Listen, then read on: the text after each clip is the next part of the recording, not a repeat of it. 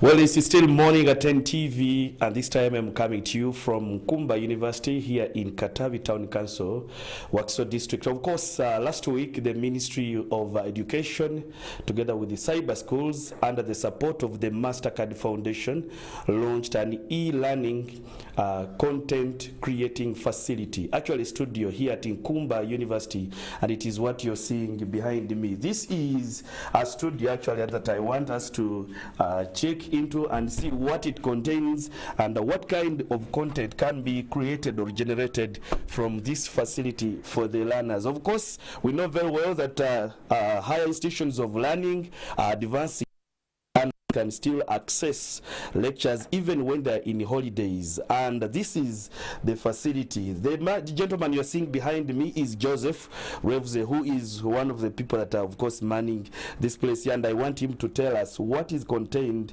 in this beautiful studio.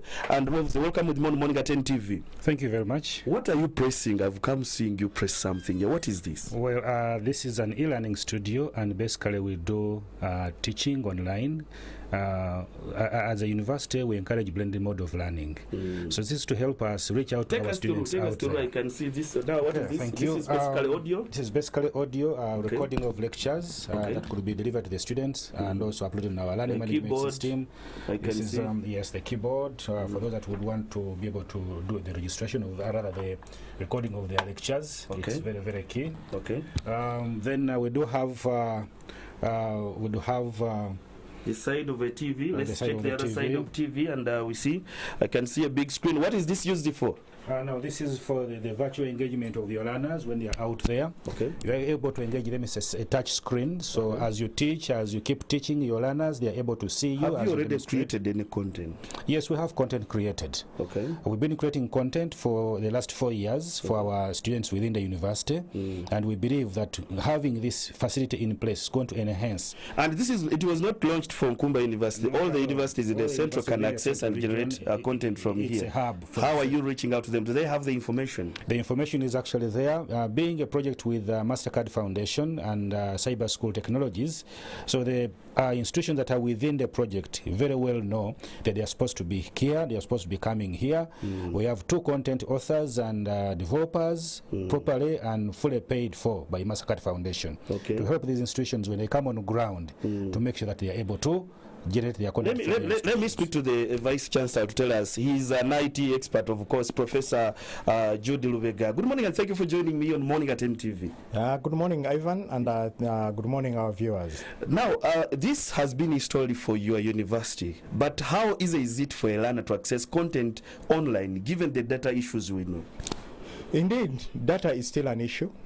But with support from MasterCard Foundation under the project, it has been able to subsidize on the internet connection for our learners and also set up so many hotspots across the country now under EDROM to support these learners who are going to be accessing this content. At the campus here, they're already adding several of them to support the students out of within Nkumba to be able to learn better. The students in Ibududa, Karamoja, those in the far ends of the country, how are they going to access this information? First of all, the internet is an issue in those places, I mean. Now, what we've done, our learning management system has an app on the phone.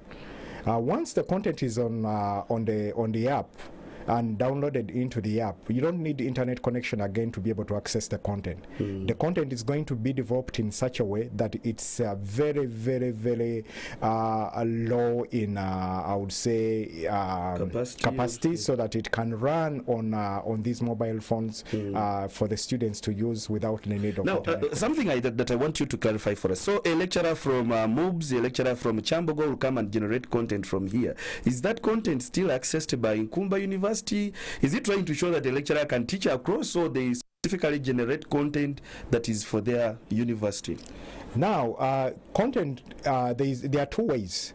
There's content that can be created as part of the project for Chambogo and Matt. Makerere maybe. Matt, but that sort of content is uploaded onto a server, and the students within those institutions can access directly right from the server. Okay. And it's accessible via a password. Professor, my producer said 15 seconds. We want you to tell us, are telecom companies involved in these? Those that, because last time I had you talk about data issues, how subsidizing data and the rest. 15 seconds, and we hand over back to the student. Yeah, it's important for them to be able to zero rate all these learning management system as a corporate social responsibility in education, and that's what we call upon them to do. Let them zero rate the learning management system. Okay.